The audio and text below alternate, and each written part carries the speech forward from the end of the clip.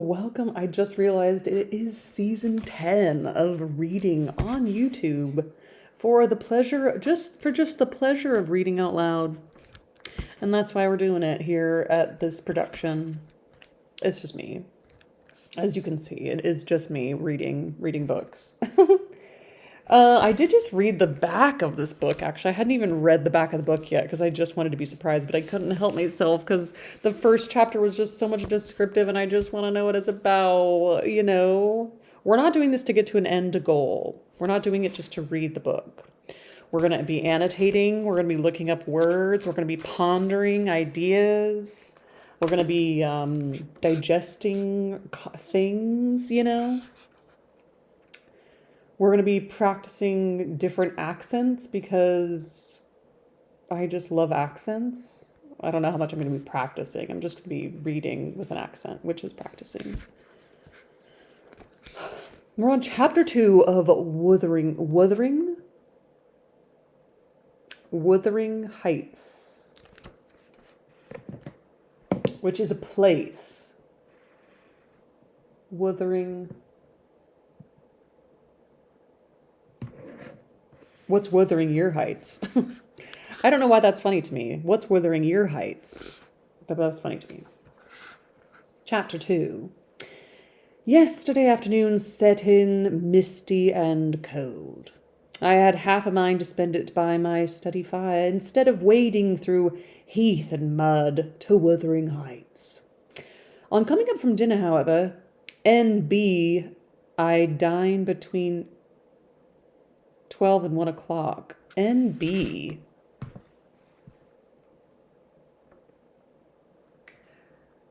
What does NB stand for? Nota bene, which translates to note well. It's written to draw attention to a specific important detail or emphasize a point. It's often found in footnotes, legal documents, or formal notes to mean, please note. Nota bene. Nota bene, nota bene. Is Latin? Did Italian came from Latin? Duh. Yesterday afternoon, said a busy gold. I have to know. On coming up from dinner, however, in parentheses, NB, I dine between 12 and 1 o'clock. The housekeeper, a matronly lady taken as a figure along with the house, could not or would not comprehend my request that I might be served at 5. End. Parentheses. On mounting the stairs with this lazy intention and stepping into the room, I saw a servant girl on her knees, surrounded by brushes and coal scuttles, and raising an infernal dust as she extinguished the flames with heaps of cinders. The spectacle drove me back immediately. While so far he's been attacked by dogs, and then this thing happening. The house is almost on fire. My God. I took my hat and after 4 miles' walk arrived at Heathcliff's garden gate just in time to escape the first feathery flakes of a snow shower. On that bleak hilltop the earth was hard with a black frost, and the air made me shiver through every limb. Being unable to remove the chain, I jumped over, and running up the flagged causeway bordered with straggling gooseberry bushes, knocked vainly for admittance, till my knuckles tingled and the dogs howled. Wretched inmates, I ejaculated mentally, you deserve perpetual isolation from your species for your churlish inhospitality. At least I would not keep my doors barred in the daytime. I don't care, I will get in. So resolved, I grasped the latch and shook it vehemently. Vinegared-faced Joseph projected his head from a round window of the barn. What are ye for? What are ye for? He shouted. Masters dain't followed. Go round and at lathe if you want to spake till him. That's tough. Is there nobody inside to open the door? I hallooed responsively. I mean, I will show you what this sentence looks like. Is this one.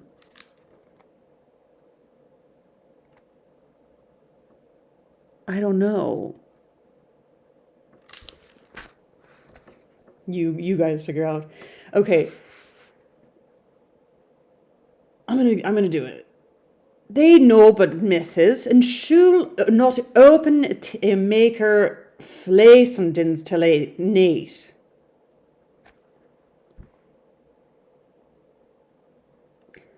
Nobody but the missus, and she won't open and make your fleisem dins till 8. Dins, she's not going to make dinner till 8.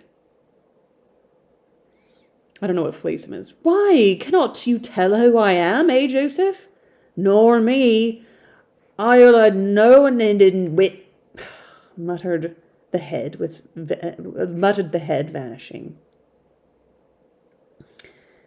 Wonder if there's like a translation for Joseph from Wuthering Heights. Maybe, because I would love to know what he's actually saying. I mean, context cues I can absolutely. What, chapter 2, Wuthering Heights, Joseph. Understanding Joseph's speech in Wuthering Heights. Oh, it's like a Yorkshire thing. Yeah, good luck with that, Emily. Yikes. Emily's transliterations of Joseph's broad Yorkshire accent are not easy to understand, even for English people. On this page, I take some of his speeches and try to translate them into modern speeches. Okay. So he said, what do you want? The master's down in the fold, which is a sheep pen. Go round the end of the barn if you want to speak to him. Okay. And then he said, is there nobody inside to open the door? I hallooed. Okay, responsibly. Okay. And then it says, there's nobody but the mistress, and she'll not open it for you if you make your frightening noise till night. Oh.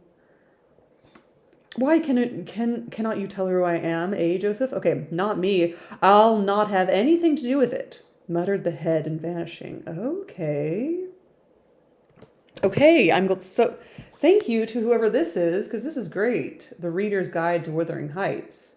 Golly, that's helpful. Okay, I'm going to keep this page open while we do this, because it's hard to know what is being said, and words are on the page for a reason. And okay. The snow began to drive thickly. I seized the handle to essay another trial, when a young man without coat and shouldering a pitchfork appeared in the yard behind. He hailed me to follow him, and after marching through a wash-house and a paved area containing a coal shed, pump, and pigeon cote, C-O-T-E, we at length arrived in the large, warm, cheerful apartment, where I was formally received. It glowed delightfully in the radiance of an immense fire, compounded of coal, peat, and wood, and near the table, laid for a plentiful evening meal, I was pleased to observe the missus, an individual whose existence I had never previously suspected. I bowed and waited, thinking she would bid me take a seat. She looked at me, leaning back in her chair, and remained motionless and mute. "Rough weather," I remarked. "I'm afraid, Mrs. Heathcliff, the door must bear the consequences of your servant's leisure attendance. I had hard work to make them hear me." She never opened her mouth. I stared. She stared also. At any rate, she kept her eyes on me in a cool, regardless manner, exceedingly embarrassed and disagreeable. "Sit down," said the young man gruffly. "He'll be in soon." I obeyed, and hemmed, and called the villain Juno, who deigned, at this second interview, to move the extreme tip of her tail in token of owning my acquaintance. Oh, the dog's name is Juno? That's so cute. "A beautiful animal," I commenced again. "Do you intend parting with the little ones, madam?" "They are not mine," said the amiable hostess, more repellingly than Heathcliff himself could have replied. "Ah, your favourites are among these," I continued, turning to an obscure cushion full of something like cats. "A strange choice of favourites," she observed scornfully. Unluckily, I was It was a heap of dead rabbits. Oh. I hemmed once more and drew closer to the hearth, repeating my comment on the wildness of the evening. You should not have come out, she said, rising and reaching from the chimney-piece 2 of the painted canisters. Her position before was sheltered from the light. Now I had a distinct view of her whole figure and countenance. She was slender and apparently scarcely past girlhood, an admirable form, and the most exquisite little face that I had ever had the pleasure of beholding. Small features, very fair, flaxen ringlets, or rather golden, hanging loose on her delicate neck, and eyes. Had they been agreeable in expression, they would have been irresistible. Fortunately for my susceptible heart, the only sentiment they evinced hovered between scorn and a kind of desperation, singularly unnatural to be detected there. The canisters were almost out of her reach. I made a motion to aid her. She turned upon me as a miser might turn if anyone attempted to assist him in counting his gold. I don't want your help, she snapped. I can get them for myself. I beg your pardon, I hastened to reply. Were you asked to tea? She demanded, tying an apron over her neat black frock and standing with a spoonful of the leaf poised over the pot. I shall be glad to have a cup, I answered. Were you asked? She repeated. No, I said, half smiling. You are the proper person to ask me. She flung the tea back, spoon and all, and resumed a chair in a pet, her forehead corrugated, and her red underlip pushed out like a child's ready to cry. Meanwhile, the young man had slung onto his person a decidedly shabby upper garment and erected himself before the blaze, looked down on me from the corner of his eyes, for all the world as if there was some mortal feud unavenged between us. Whoa. I began to doubt whether he were a servant or not. His dress and speech were both rude, entirely devoid of the superiority observable in Mr. and Mrs. Heathcliff. His thick brown curls were rough and uncultivated. His whiskers encroached bearishly over his cheeks, and his hands were embrowned like those of a common labourer. Still his bearing was free, almost haughty, and he showed none of a domestic's assiduity in attending on the lady of the house. In the absence of clear proofs of his condition, I deemed it best to abstain from noticing his curious conduct, and 5 minutes afterwards the entrance of Heathcliff relieved me in some measure from my uncomfortable state. You see, sir, I am come according to promise, I exclaimed, assuming the cheerful, and I fear I shall be weather-bound for half an hour if you can afford me shelter during that space. Half an hour, he said, shaking the white flakes from his clothes. I wonder you should select the thick of a snowstorm to ramble about in. Do you know that you run a risk of being lost in the marshes? People familiar with these moors often miss their roads on such evenings, and I can tell you there is no chance of a change at present. Perhaps I can get a guide among your lads, and he might stay at the Grange till morning. Could you spare me one? No, I could not. Oh, indeed. Well, then I must trust my own sagacity. Humph. Are you going to make the tea? Demanded he of the shabby coat, shifting his ferocious gaze from me to the young lady. Is he to have any? She asked, appealing to Heathcliff. Get it ready, will you? Was the answer, uttered so savagely that I started. The tone in which the words were said revealed a genuine bad nature. I no longer felt inclined to call Heathcliff a capital fellow. When the preparations were finished, he invited me with, No, now, sir, bring forward your chair. And we all, including the rustic youth, drew round the table, an austere silence prevailing while we discussed our meal. I thought, if I had caused the cloud, it was my duty to make an effort to dispel it. They could not every day sit so grim and taciturn, and it was impossible, however ill-tempered they might be, that the universal scowl they wore was their everyday countenance. It is strange, I began, in the interval of swallowing one cup of tea and receiving another, it is strange how custom can mould our tastes and ideas. Many could not imagine the existence of happiness in a life of such complete exile from the world as you spend, Mr. Heathcliff. Yet I'll venture to say that, surrounded by your family, and with your amiable lady as the presiding genius of your home and heart—" "My amiable lady," he interrupted, with an almost diabolical sneer on his face. "Where is she, my amiable lady?" "Mrs. Heathcliff, your wife, I mean."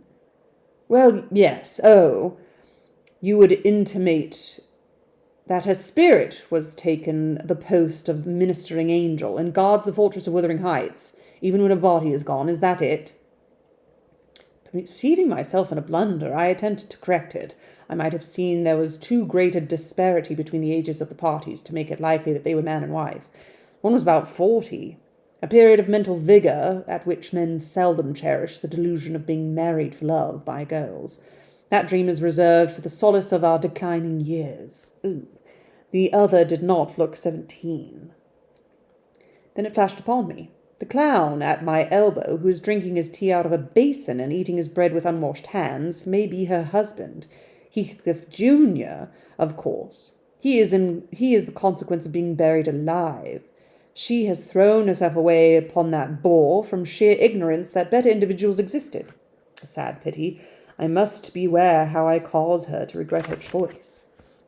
The last reflection may seem conceited. It was not. My neighbour struck me as bordering on repulsive. I knew through experience that I was tolerably attractive. "Mrs. Heathcliff is my daughter-in-law," said Heathcliff, corroborating my surmise. "Mrs. Heathcliff is my daughter-in-law." He turned as he spoke, a peculiar look in her direction, a look of hatred, unless he is the most perverse set of facial muscles that will not, like those of other people, interpret the language of his soul. "Ah, certainly, I see now. You are the favoured possessor of the beneficent fairy," I remarked, turning to my neighbour. That was worse than before. The youth grew crimson and clenched his fist with every appearance of a meditated assault. But he seemed to recollect himself presently, and smothered the storm in a brutal curse, muttered on my behalf, which, however, I took care not to notice. "Unhappy in your conjectures, sir," observed my host. "We neither of us have the privilege of owning your good fairy. Her mate is dead. I said she was my daughter-in-law, therefore she must have married my son." "And this young man is—" "Not my son, assuredly." Heathcliff smiled again, as if it were rather too bold a jest to attribute the paternity of that bear to him. "My name is Hareton Earnshaw," growled the other, "and I'd counsel you to respect it." "I've shown no disrespect," was my reply, laughing internally at the dignity with which he announced himself. He fixed his eye on me longer than I cared to return the stare, for fear I might be tempted either to box his ears or render my hilarity audible. I began to feel unmistakably out of place in that pleasant family circle. The dismal spiritual atmosphere overcame and more than neutralized the glowing physical comforts round me, and I resolved to be cautious how I ventured under those rafters a third time. This is all very awkward. The business of eating being concluded, and no one uttering a word of sociable conversation, I approached a window to examine the weather. Sorrowful sight I saw. Dark night coming down prematurely, and sky and hills mingled in one bitter whirl of wind and suffocating snow. Suffocating, I'll say. "I don't think it possible for me to get home now without a guide," I could not help explaining. "The roads will be buried already, and if they were bare, I could scarcely distinguish a foot in advance." "Hareton, drive those dozen sheep into the barn porch. They'll be covered if left in the fold all night, and put a plank before them," said Heathcliff. "How must I do?" I continued with rising irritation. There was no reply to my question, and on looking round I saw only Joseph bringing in a pail of porridge for the dogs, and Mrs. Heathcliff leaning over the fire, diverting herself with a burning bundle of matches which had fallen from the chimney-piece as she restored the tea canister to its place. The former, when he had deposited his burden, took a critical survey of the room, and his cracked tones grated out, Wonder how you can fashion to stand their idleness in war, when all on 'em's gone on the ice, but you're nowt, and it's no use talking. You'll never mend your ill ways, but go all right to divil like your mother afore ya. Okay, translation. Here we come. Translation, here we come. The former, when he deposited his burden, took a critical survey of the room and cracked tones grated, I wonder how you can stand there in idleness and worse, when all of them have gone out, but you're a nobody, and it's no use talking. You'll never mend your evil ways, but go straight to the devil like your mother before you. Whoa. I imagined for a moment that this piece of eloquence was addressed to me, and sufficiently enraged, stepped towards the aged rascal with an intention of kicking him out of the door. Mrs. Heathcliff, however, checked me by her answer. You scandalous old hypocrite, she replied. Are you not afraid of being carried away bodily whenever you mention the devil's name? I warn you to refrain from provoking me, or I'll ask your abduction as a special favour. Stop. Look here, Joseph, she continued, taking a long dark book from a shelf. I'll show you how far I've progressed in the black art. I shall soon be competent to make a clear house of it. The red cow didn't die by chance, and your rheumatism can hardly be reckoned among the providential visitations. Oh, wicked, wicked, gasped the elder. May the Lord deliver us from evil. Wow. No reprobate. You are a castaway. Be off, or I'll hurt you seriously. I'll have you all modelled in wax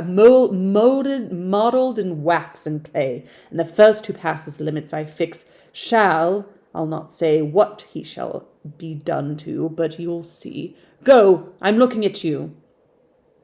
The little witch put a mock malignity into her beautiful eyes, and Joseph, trembling with sincere horror, hurried out praying and ejaculating wicked as he went.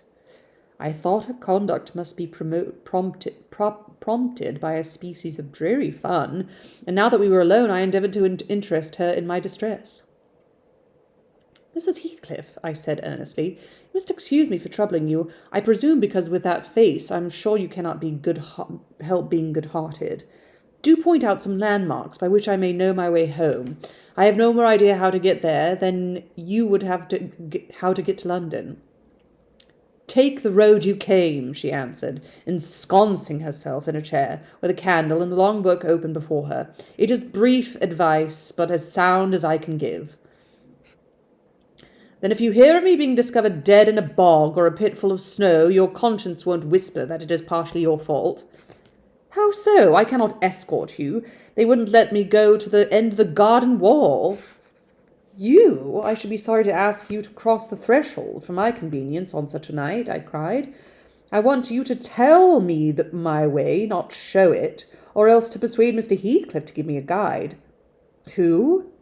There is himself, Earnshaw, Zillah, Joseph, and I. Which would you have? Are there no boys at the farm? No, those are all. Then it follows that I am compelled to stay. That you may settle with your host, I have nothing to do with it. Nothing to do with it. I hope it will be a lesson to you to make no more rash journeys on these hills, cried Heathcliff's stern voice from the kitchen's entrance. As to staying here, I don't keep accommodations for visitors. You must share a bed with Hareton or Joseph, if you do. I can sleep on a chair in this room, I replied. No, a stranger is a stranger, be he rich or poor. It will not suit me to permit any one of the range of the place while I am off guard. To permit anyone the range of the place. Wow. With this insult, my patience was at an end. I uttered an expression of disgust and pushed past him into the yard, running against Earnshaw in my haste. It was so dark that I could not see the means of exit, and as I wandered round, I heard another specimen of their civil behaviour amongst each other. At first the young man appeared, about to befriend me. I'll go with him as far as the park, he said. You'll go with him to hell, exclaimed his master, or whatever relation he bore. And who is to look after the horses, eh? A man's life is of more consequence than one evening's neglect of the horses. Somebody must go, murmured Mrs. Heathcliff, more kindly than I expected. Not at your command, retorted Hareton. If you set store on him, you'd better be quiet. Then I hope his ghost will haunt you, and I hope Mr. Heathcliff will never get another tenant till the Grange is a ruin, she answered sharply. Hearken, hearken, shoes cursin' on 'em, muttered Joseph towards him, whom I had been steering. He sat within earshot, milking cows by the aid of a lantern, which I seized unceremoniously, and calling out that I would send it back on the morrow, rushed to the nearest postern. Maester, maester, he's staying in the lantern, shouting the ancient, pursuing my retreat. Hey, Nasher! Hey, dog! Hey, wolf! Hold him, hold him! On opening the little door, two hairy monsters flew at my throat, bearing me down and extinguishing the light, while a mingled guffaw from Heathcliff and Hareton put the copstone on my rage and humiliation. Fortunately, the beasts seemed more bent on stretching their paws and yawning and flourishing their tails than devouring me alive.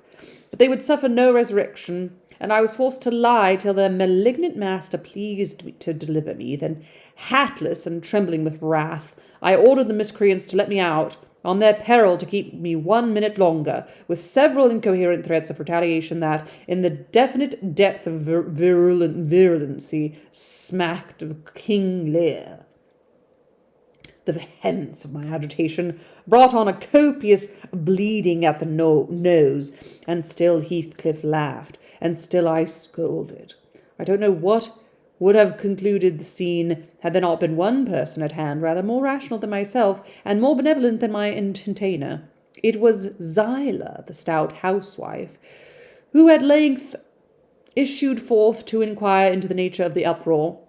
She thought that some of them had been laying violent hands on me, and not daring to attack her master, she turned her vocal artillery against the younger scoundrel.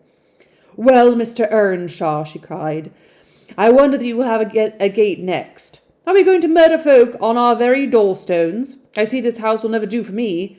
Look at the poor lad, he's fair choking. Whist, whist, you mustn't go on so. Come in, and I'll cure that. There now, hold ye still. With these words, she suddenly splashed a pint of icy water down my neck, and pulled me into the kitchen. Mr. Heathcliff followed, his accidental merriments expiring quickly in his habitual moroseness. I was sick exceedingly, and dizzy, and faint, and thus compelled, perforce, to accept lodgings under his roof. He told Zyla to give me a glass of brandy, and then passed on to the inner room, while she condoled with me on my sorry predicament, and having obeyed his orders, whereby I was somewhat revived, ushered me to bed. Ooh, I wonder where he slept. So many characters, so many new voices already. So glad for this translation, because it is nice to know what people are saying. Should have gotten the ones with the little things in the back to help out. The Penguin Classic ones have little things in the back. Wow. Definitely going to look up some stuff, because this was a lot. There's a lot of characters. There's a lot of this weird conversation, kind of weird vibes I'm getting from all these people. And Heathcliff, and there's a daughter-in-law, and there's a son-in-law, and I'm not certain who's related to who. Lots of Googling to do. Join me next time for Chapter 3 of Wuthering Heights. Wuthering. Happy reading to you all, and a very good ta-ta.